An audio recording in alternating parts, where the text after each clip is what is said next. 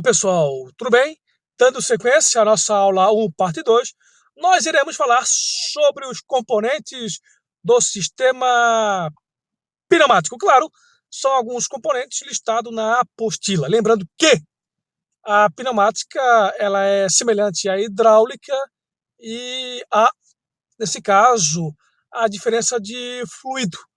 Na hidráulica é o estudo do fluido líquido sob pressão e na pneumática é o estudo do fluido ar sob pressão. Ambos têm a finalidade de atuar alguma coisa, ok? Vamos mostrar alguns componentes do sistema pneumático.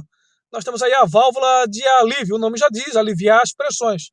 E as válvulas de alívio, elas são usadas no sistema pneumático para prevenir danos, para evitar rompimento, danos em componentes, linhas ou até mesmo alguns tipos de filtros pneumáticos. As válvulas de alívio, elas atuam como unidade limitadora de pressão e previnem contra pressões excessivas, que poderiam romper as linhas e destruir os selos pneumáticos. Temos aí algumas imagens de válvula de alívio do sistema pneumático. Gravem bem os decalques, as plaquetas. Temos aqui, claro, o decalque de cor laranja, lembrando ar pneumático, ou seja, né, ar comprimido. Falando ainda de válvula de alívio, em pressão normal, uma mola mantém a válvula fechada e o ar ele permanece na linha de pressão. Se a pressão se levar muito além a força por ela criada sobre o disco, supera a tensão da mola e abre a válvula de alívio. Ok? A válvula de alívio ela pode ser, nesse caso, pré-ajustada de fábrica ou até mesmo receber o ajuste durante uma ação de manutenção. Ela possui, claro, um encaixe para um tipo de chave que o técnico ele irá ajustando a válvula de alívio. O outro componente é a válvula de controle. Ela é usada para controlar o ar do sistema de frenagem de emergência. Esta válvula de controle consiste de um alojamento com 3 passagens, 2 válvulas gatilho e uma alavanca de controle com 2 ressaltos. É claro, né? O conceito da construção física de um tipo de válvula de controle utilizado em sistema de frenagem de emergência. Temos aí a nossa figura, onde mostra a legenda, a linha pontilhada, é o ar comprimido, o ar sob pressão. Ele vem direto da fonte de pressão para os freios de emergência somente. E a linha branca, nós temos aqui a pressão atmosférica. Quando há uma pressão X, consequentemente, claro, a pressão irá, neste caso, atuar a parte interna, né? A passagem de restrição. Quanto maior a restrição, maior a velocidade e a pressão do ar dentro desta válvula, né? Dando sequência, nós temos aí a válvula unidirecional, somente um sentido, somente uma posição. O ar ele entra pela passagem da esquerda da válvula, comprime uma leve mola, forçando a válvula a abrir em um sentido somente. E esta válvula ela tem a finalidade de permitir que o ar ele flui da direita, ele passe para a esquerda. Alguns casos é chamado também de check valve, válvula de segurança. Temos aí alguns tipos de válvula unidirecional, válvula flapper. A pressão, nesse caso, de acordo com a imagem da esquerda para a direita, a válvula ela abre. Consequentemente, se há uma pressão inversa, a válvula irá fechar devido à configuração e o tipo de válvula. Ok? Tranquilo? Essa é a válvula flap. Também é conhecida como válvula unidirecional. Temos uma outra válvula na imagem, é a válvula borboleta, butterfly, como é chamada também. Ela, nesse caso, está na posição fechada. Quando é engatada uma mangueira para injetar o ar, consequentemente, a parte de cima e de baixo, elas vão se abrir para dentro. E quando você tira esta mangueira de serviço ou algo parecido, a pressão irá fechar esta válvula. O nome dela é borboleta porque ela possui, claro, né? Ela tem aí a semelhança de uma borboleta. Observem a válvula unidirecional, tipo mola, a pressão, consequentemente, da direita para a esquerda, abre a válvula. Se houver um fluxo contrário de pressão, ela se fecha, conforme a imagem de cima. E se o sistema está desligado, não há pressão, a tensão da mola mantém a válvula na posição fechada. É assim que funciona a válvula unidirecional. O outro componente é o tal do restritor. A finalidade do restritor são, neste caso, é um tipo de válvula de controle usada nos sistemas pneumáticos para restringir a passagem de ar. E a pequena passagem de saída? Ela reduz a razão de fluxo de ar e a velocidade de operação de uma unidade atuadora. Temos aí a imagem interna de uma válvula, nesse caso de um restritor. Entrada, observe que na saída há uma restrição.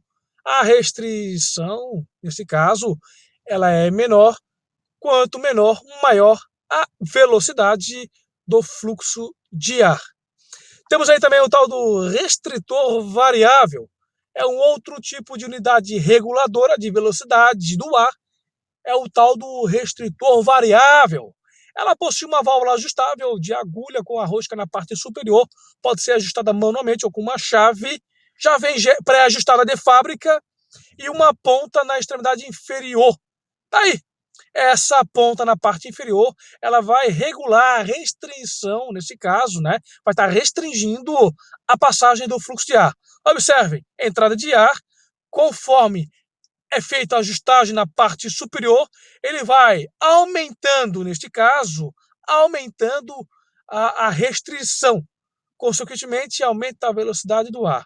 Quanto mais eu vou afrouxando, ele vai, nesse caso, aumentar a abertura, nesse caso, aumentando a abertura, nós temos aí uma restrição maior. Consequentemente, a velocidade do fluxo de ar ela vai ser um pouco menor. É ajustada, claro, né, na parte superior. O outro componente do sistema pneumático, como já foi visto lá na hidráulica, os filtros. Serve para reter as impurezas, claro, do sistema pneumático. O filtro tipo micrônico consiste de um alojamento com duas passagens, um receptáculo de cartucho e uma válvula de alívio. A finalidade do filtro é reter impurezas, tais como poeira, areia ou qualquer outro tipo de sedimentos, tanto fino como grosseiro. O filtro tipo tela é similar ao filtro micrônico, mas consiste de uma tela permanente de arame ao invés de um cartucho descartável. Conforme a imagem, o outro componente, garrafa de ar ou reservatório, tem a finalidade de conter o ar pressurizado para a atuação do sistema de emergência. Nesse caso, frenagem. O outro componente é a válvula de corte do freio. Temos aí, quando os freios pneumáticos de emergência são acionados, o ar sob alta pressão eleva o êmbolo, o pistão, fechando a linha hidráulica e ligando a linha de pressão às passagens laterais da válvula de corte. Essa ação envia ar sob pressão para o cilindro do freio para aplicação do mesmo, dos freios. Nós vimos lá em trem de pouso tipos de freios. Nós temos aí o freio monodisco, duplo disco, rotor segmentado e o freio múltiplo discos e a câmara de expansão. Após a aplicação e quando os freios de emergência são aliviados, a válvula de ar fecha, retendo a pressão na garrafa de ar e, ao mesmo tempo, a válvula de ar deixa escapar a linha pneumática de freio para a atmosfera.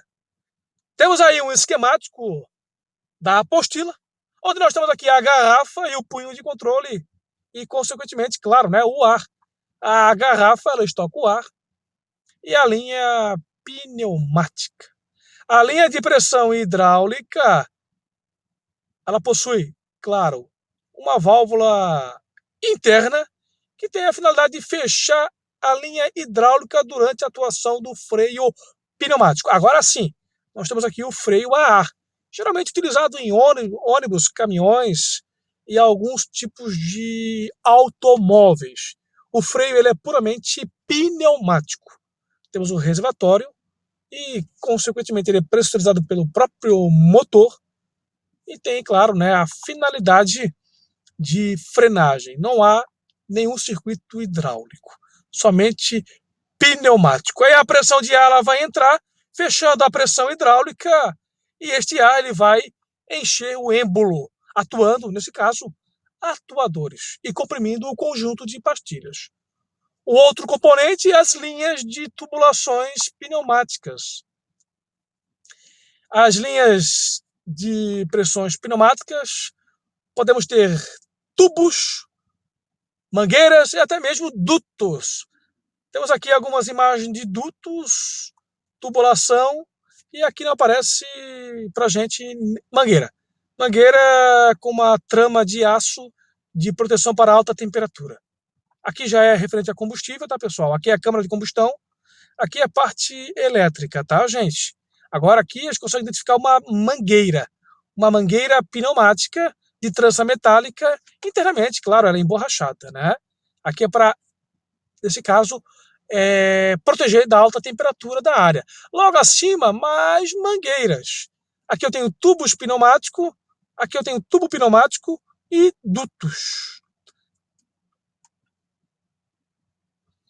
E como funciona o sistema pneumático de uma aeronave? Lembrando que lá na aula 1, onde nós falamos sobre pneumática de alta, média e baixa pressão, o sistema pneumático ele é alimentado pelo compressor. Nesse caso, o compressor é responsável para alimentar o sistema pneumático da aeronave. É da seção da área do compressor. É o compressor do motor. É a seção do compressor de alta potência. Para esse tipo de aeronave, existem duas válvulas. Eu falei lá na primeira aula, e vou falar agora também na segunda, que o motor, quando está em alta potência, ele extrai ar do quinto estágio do compressor. Quando está em baixa potência, exemplo, marcha lenta, ele extrai ar do nono estágio. Vamos lá, o motor, a aeronave está parada, girando o motor em marcha lenta. A válvula irá, nesse caso, se abrir. Essa válvula ela recebe o nome de High Stage Valve. É a válvula de estágio alta, porque o ar, motor em baixa velocidade, é extraído do nono estágio. O ar ele vai ser canalizado por dutos e ele passará por uma válvula, a válvula de corte e de regulação e pressão do motor. É atuada, nesse caso, lá na cabine de comando. Quando aberta, vai disponibilizar ar para onde? Para o sistema pneumático da aeronave. Tanto pressurizar tanque de óleo hidráulico, reservatório de água potável, para partida cruzada, que isso aí é um outro assunto lá em GMP, para ar-condicionado, pressurização, sistema de aquecimento do bordo de ataque do motor e do bordo de ataque das asas. Claro que existe sistema de controle, existe sensores de temperatura que tem a finalidade de controlar a temperatura. Se houver uma temperatura acima de 490 graus Fahrenheit ou acima de 250 graus Celsius, vai ter uma indicação na cabine, a tal de bleed trip-off, ou seja, o piloto já vai cortar o sistema pneumático afetado, ok? Mas, se a aeronave está em alta potência, voo cruzeiro, consequentemente, vai extrair o ar, nesse caso, lá do quinto estágio. O quinto estágio, observe que possui uma seta esta válvula, uma tal de check valve do quinto estágio, para que o ar do nono não entre lá no quinto estágio, para não houver um fluxo de ar contrário.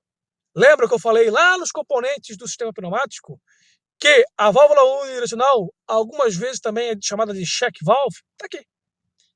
E é assim que funciona o sistema pneumático básico do motor a reação de uma aeronave 737.